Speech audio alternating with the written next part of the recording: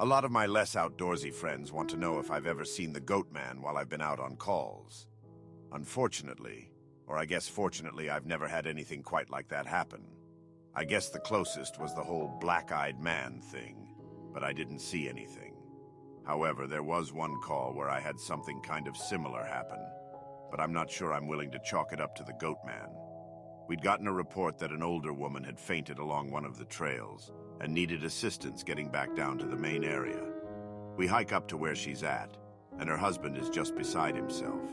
He runs, well, I guess more jogs to us, and tells us that he was a little ways off the trail looking at something when his wife starts screaming behind him. He runs back to her and she's passed out on the trail. We get her on a backboard, and as we're getting her down to the welcome center, she comes to and starts screaming again. I calm her down and ask her what happened. I can't remember verbatim what she said, but essentially what happened was this. She'd been waiting for her husband when she started hearing this really strange sound. She said it sounded sort of like a cat, but it was off somehow, and she couldn't quite figure out why. She went a little ahead to try and hear it better, and it sounded like it was coming closer.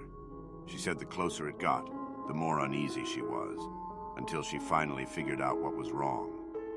I do remember this next part, because it was so weird that I don't think I could forget it if I tried. It wasn't a cat. It was a man, saying the word meow over and over. Just meow, meow, meow. But it wasn't a man. It couldn't have been, because I've never heard a man make his voice buzz like that. I thought my hearing aid was going out, but it wasn't. I adjusted it, and it still sounded all buzzy. It was awful. He was coming closer, but I couldn't see him. And the closer he got, the more scared I was, and the last thing I remember was a shape coming out of the trees. I guess that's when I fainted. Now, obviously, I'm a little perplexed as to why a guy would be out in the fucking woods chanting meow, meow at people. So once we get down the mountain, I tell my superior that I'm gonna go search the area to see if I can find anything. He gives me the go-ahead, and I grab a radio and hike back to where she fainted. I don't see anyone, so I keep going about a mile more, and when I head back, I go off the trail to see if I can figure out where she saw him coming from. It's almost sunset by this point, and I don't have any desire to be out at night alone, so I just sort of write it off and make a mental note to check it out again tomorrow. But as I'm headed back, I start to hear something in the distance. I stop, and I call out for anyone in the immediate area to identify themselves. The sound didn't come closer or get louder, but it sounded exactly like a man saying meow, meow in this really odd monotone.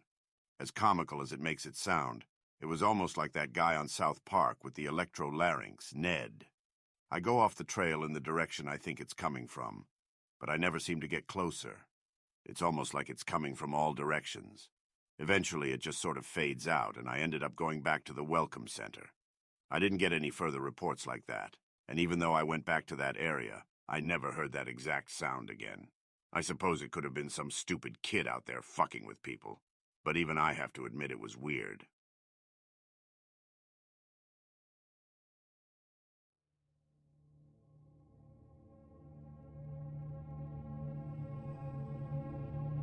The little boy vanished from a picnic area in the late fall. In addition to the mental disability, he was also physically handicapped, and his parents explained over and over that he simply could not have vanished. It was impossible. Someone had to have taken him. My buddy said they searched for this kid for weeks, going miles out of the accepted range, but it was like he'd never been there. The dogs couldn't pick up his scent anywhere, not even in the picnic area where he'd apparently vanished from. Suspicion fell on the parents, but it was pretty clear that they were devastated and hadn't done anything sinister to their kid. The search was concluded about a month later, and my buddy said everyone had pretty much forgotten it by later in the winter. He was out on a training op in the snow, on one of the higher peaks, when he came across something in the snow. He said he saw it from far away at first, and when he got closer, he realized it was a shirt, frozen and sticking partway out of the powder. He recognized it as belonging to the kid, because it had a distinctive pattern. About 20 yards away, he found the kid's body, laying partially buried in the snow. My buddy said there was no way the kid had been dead for any more than a few days, even though he'd been missing for almost 3 months. The kid was curled around something, and when my buddy brushed off the snow to see what it was, he said he almost couldn't believe what he was seeing. It was a big chunk of ice that had been carved crudely to look sort of like a person. The kid was holding it so tight that it had frostbitten his chest and hands, which my buddy could tell even with the decay that had taken place. He radioed the rest of the crew, and they took the body off the mountain. Now, he recapped all of this for me, and to put it simply, there was no way this kid could have both survived for almost 3 months on his own, or have gotten to this peak. There was no physical way this child could have walked almost 50 miles and ended up on the top of a goddamn mountain. To top it off, there was nothing in the kid's stomach or colon. Nothing. Not even water. It was like my buddy said. The kid had been taken off the face of the earth, put in suspended animation, and dropped on this mountain months later only to die of exposure. He's never really gotten over that one.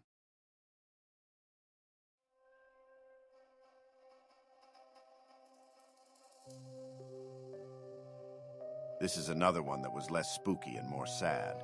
A young man went missing late in winter when realistically no one should be going that far out onto the trails. We close a lot of them, but some remain open year-round unless there's a shitload of snow. We did an op for him, but we had about 6 feet of snow on the ground. It was an unusually heavy snow year, and we knew it wasn't likely that we'd find him until spring when the thaw came. Sure enough, when the first big thaw came, a hiker reported a body a little ways off the main trail. We found him at the base of a tree, in a pile of melted snow. I knew right away what had happened, and it scared the living shit out of me. Most of you who ski or snowboard or spend any amount of time on a mountain will probably have guessed too. When snow falls, it doesn't collect as thick in the areas beneath the branches.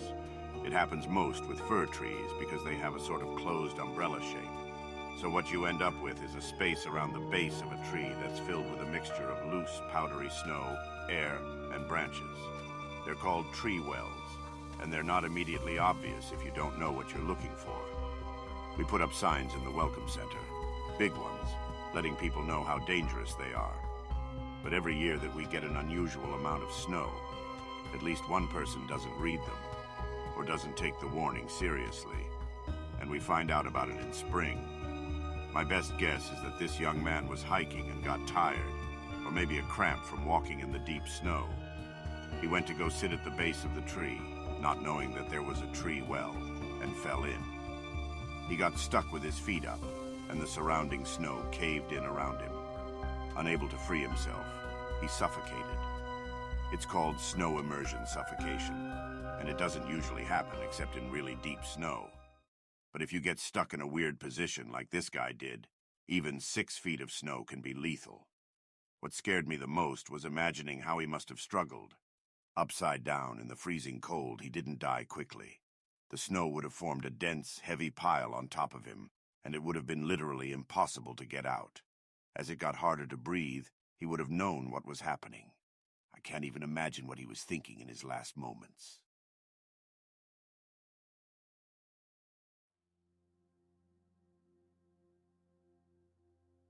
A firefighter who was helping us at the training op told me about a call he'd gone on, supposedly to help rescue a kid from an absolutely massive tree. He said they didn't give him details, just that they needed him to come out and help because they lacked the proper equipment. He'd been called out specifically because this thing was so huge that the SRs didn't feel safe trying to climb it. He'd been a tree trimmer before joining the VFD, so it was easy enough for him to grab his old equipment and come help out. He was led out about 2 miles, and the team stopped at one of the biggest trees in the area and pointed up. He laughed and asked the op captain how the kid had gotten up there, made some joke about the old cat-in-a-tree thing, but the captain just shook his head and told him to get up there and get the kid down. He said he knew something was up, but he didn't push it. He said that as he climbed this tree, he started wondering if they were playing a prank on him. There was no way this kid should have been able to climb this fucking thing. It was massive at the base, but about halfway up it started tapering, and I almost had to turn back a few times because I really didn't think it was going to hold me. But he said he kept going, and when he was just about at the top, he saw a flash of blue in the branches. I saw the kid's shirt sort of caught in a branch, and I called out to him and told him to come near me if he could, but he didn't say anything. I kept moving, calling the kid's name and telling him not to be scared, that I was there to help him. By the time I got to him, I knew he wasn't going to answer me. I found him, or what was left of him, cradled in the fork of a branch, and the fact that he was up there was sheer luck. If he'd fallen any other way, he'd have come crashing down. It wouldn't have mattered, though, because this kid was dead long before he ended up in that tree. I don't know who put him there, or how, or why, but it was fucking sick. Kid's intestines had popped out of his mouth and were hanging in the branches. It was like some sick fucking Christmas tree, the way they were draped all over everything. I got a better look and saw they'd even popped out of his ass. His guts were hanging out the bottom of his pants. His eyes were gone, I assume, shoved out from whatever force caused him to fucking pop like a stress ball. You ever seen a body that's been floating in water for a long time? How their tongues kind of swell up and stick out? His was like that. I remember because there were flies crawling all over it. I think I must have gone into shock because, man, I just pushed that kid down with a stick I broke off a branch. Just kind of poked him until he fell. I don't know why I did that. I almost lost my job because of that. But man, the thought of hauling that kid down over my shoulder the whole way, gathering his guts up and coiling them around me like rope so they wouldn't get snagged, I couldn't do it. I've seen a lot of dead kids, more than I'd ever admit. I've seen a kid who hid in a full bathtub during a house fire, boiled him alive, turned him into literal soup. But this, I don't know what did this. But the thought of touching that kid's body made me feel like I was gonna lose my mind. I heard him hit the ground and I figured everyone would freak out. But they knew he was dead when they sent me up there. They didn't say anything, but they didn't shout or freak out or anything.